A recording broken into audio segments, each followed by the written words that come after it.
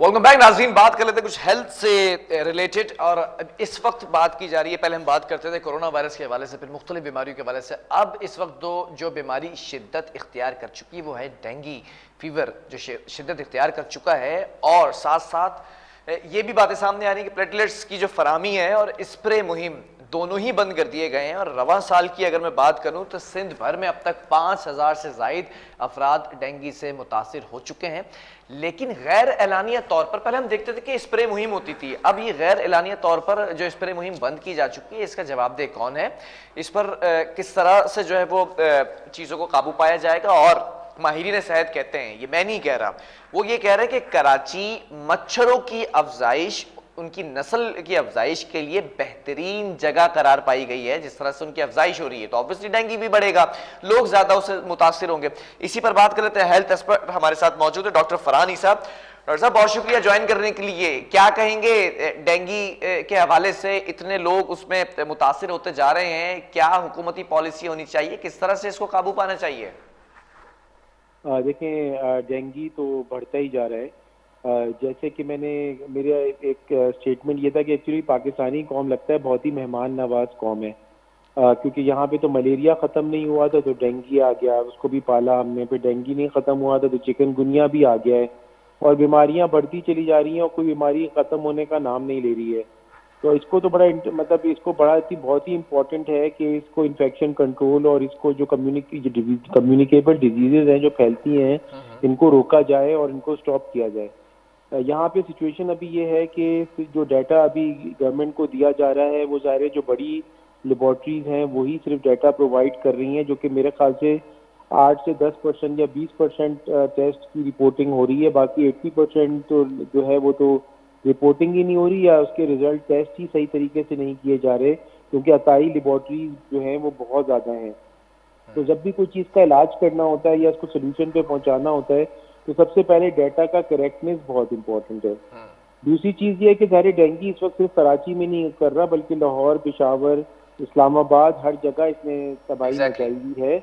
और अब इससे फिर हमारे जो है ना लॉज की तरफ भी हमें रिकंसिडर करना ज़रूरी है, क्योंकि 18th अमेंडमेंट से हेल्थ डिवॉल्व हो गई है और सारे सूबे जो है वो आपस में उनकी कोई कोऑर्डिनेशन नहीं है, और मच्छर तो बाउंड्रीज नहीं देखेगा, वो क्रॉस भी कर रहा है और लोग भी क्रॉस कर रहे हैं। तो बेसिकली लॉन्ग टर्म सोल्यूशन देखना बहुत ज़रूरी है। एनसीओसी जैसा इदारा जिसने कोविड में काम किया, इस तरह का इदारा होना चाहिए इन्फेक्शन कंट्रोल्स करने के लिए। और ये इन्फेक्शन चाहे डेंगू हो चाहे कोरोना हो, ये बहुत इंपॉर्टेंट है कि ऐसे इदारे नेशनल लेवल पे बनाए जाएं, क्योंकि ना सिर्फ की बीमारियां कम नहीं हो रही बल्कि ये जर्म वॉरफेयर और बायो टेररिज्म का भी खतरा है। ये कहा जा रहा है, एक्सपर्ट समझते हैं, मैं भी समझता हूँ कि आइंदा जो जंगें हैं वो न्यूक्लियर वेपन और कन्वेंशनल वेपन से नहीं होंगी, ये जरासीमों से की जाएंगी जो नजर भी नहीं आते।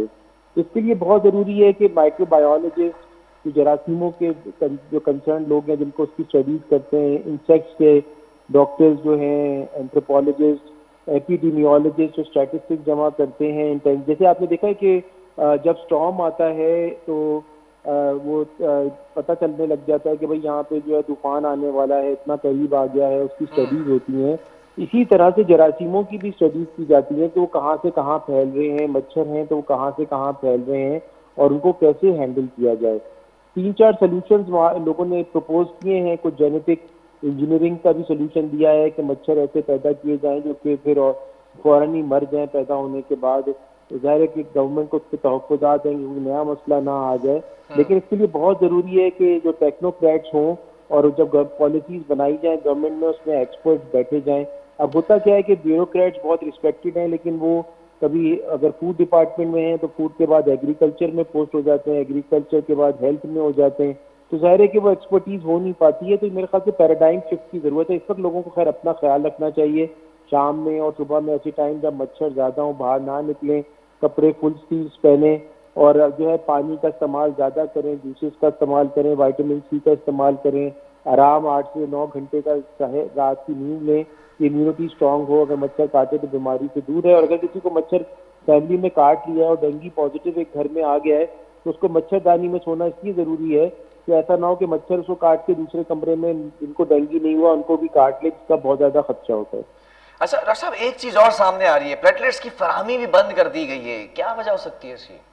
ये प्लेटलेट्स की फराहमी नहीं बंद कर दी गई। बेसिकली हो ये रहा है कि हमारे यहाँ पाकिस्तान में कोई सेंट्रलाइज ब्लड बैंक सिस्टम ही नहीं है। जितने भी हमारा वो मुल्क है जो है मतलब जिसमें एम्बुलेंस सर्विस और ब्लड बैंकिंग जो है वो वॉलंटियर ऑर्गेनाइजेशंस जो है ना वो कर रही हैं सारा ठीक है। काम। और वॉलंटियर ऑर्गेनाइजेशंस अगर काम करती हैं तो उनके पास बजट की कंस्ट्रेंट्स होती हैं और जाहिर है कि वो जितना ही कर सकती हैं जितनी उनको डोनेशंस दी जाती हैं। तो बेसिकली ये एक बहुत बड़ा चैलेंज है और इस वजह से जाहिर है प्लेटलेट की सप्लाई जो है वो डिक्रीज है, क्योंकि जाहिर है कि डोनेशन मिलेगी तो सप्लाई आएगी। और दूसरा बड़ा मसला ये है कि हमारे मुल्क में लोग ब्लड डोनेट नहीं करते। उनको ये लगता है कि डोनेट करने से कोई उनको परेशानी है या जान निकल जाएगी।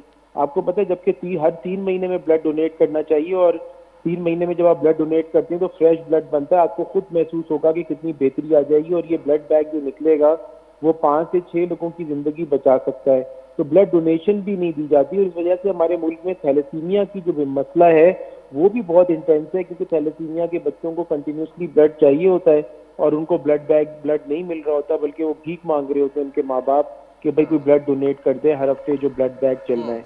तो ये चैलेंजेस हैं जिनको एड्रेस किया जा सकता है अवेयरनेस प्रोग्राम से। आप जैसे टीवी जो इस तरह की अवेयरनेस क्रिएट कर रहे हैं। अब थैलेसीमिया के पेशेंट को अगर जो है वो साथ साथ डेंगू हो जाए या किसी और बीमारी को हो जाए तो वो और भी ज्यादा डेंजरस हो जाता है। तो कहने का मकसद ये कि थैलेसीमिया भी एक बचाई जा सकती है कि माँ और बाप का टेस्ट करके पहले जिनकी कपल की शादी हो रही है, बल्कि निकाह नामे में भी मैंडेटरी लॉ है कि शादी करने से पहले जो है वो थैलेसीमिया का टेस्ट कराया जाएगा कि अगर दोनों थैलेसीमिया के अच्छा नहीं डॉक्टर है साहब, एक तो चीज फिर और करा है सकते हैं। डेंगू के हवाले से, कोई नया वेरिएंट है क्या, कोई उसमें कोई चेंज आया? क्योंकि जो मरीज हैं उनमें काफी पेचीदगियां देखने में आ रही हैं। आज मैं पढ़ रहा था तो ये क्या चीज है डॉक्टर साहब? नहीं, डेंगू के तो 4-5 वेरिएंट्स ऑलरेडी मार्केट में अवेलेबल, मतलब कहूँगा अवेलेबल है, मतलब दुनिया में आइडेंटिफाइड हो चुके हैं। हाँ। डेंगू में एक और जो बड़ी इंटरेस्टिंग चीज़ ये है कि जैसे दूसरी बीमारियों में अगर बीमारी हो जाए और तो अगर दूसरी दफ़ा बीमारी से बचा जाता है, बेहतर मतलब इतना अफेक्ट नहीं होता, अमूमन एंटीबॉडीज बन जाती हैं। डेंगू में ये होता है कि डेंगू में अगर टाइप 1 एंटी का अगर डेंगू टाइप 1 का हुआ है और उससे बंदा ठीक हो गया और बॉडी में एंटीबॉडीज बन गई, अगर डेंगू का सेकेंड वेरिएंट आ जाएगा पहले से मुख्तलिफ तो रिएक्शन कम नहीं होगा, ज्यादा हो जाएगा। उल्टा हिसाब है इसका। तो ये हो रहा है कि अगर और पाकिस्तान में हर किस्म के वेरिएंट्स आ गए जैसे ट्रैवलिंग के थ्रू क्रॉस बॉर्डर इंडिया से बेसिकली ये शुरू हुआ है। पाकिस्तान में ये जो मसला हुआ है ये एडीज इजिप्टी का आने का जो मच्छर का नाम है और ये जरासीम, ये सब इंडिया से हम इम्पोर्ट कर रहे हैं इस वक्त अपने बॉर्डरिंग टाउन में, क्योंकि वहाँ पे हेल्थ सही से मैनेज नहीं होती और वो ट्रांसफर होकर हमारे पास आ रहा है। ठीक है, बहुत शुक्रिया। डॉक्टर फरहान ईसा हमारे साथ मौजूद थे। और डेंगू जो फीवर बढ़ता चला जा रहा है, इसमें 3-4 वेरिएंट हैं जो कि आइडेंटिफाइड हो चुके हैं और इसको रोकने के लिए, इसकी रोकथाम के लिए हुकूमत को चाहिए कि खातिर खा इक़दामात इंतहाई जो है वो जल्द अज जल्द किए जाएँ।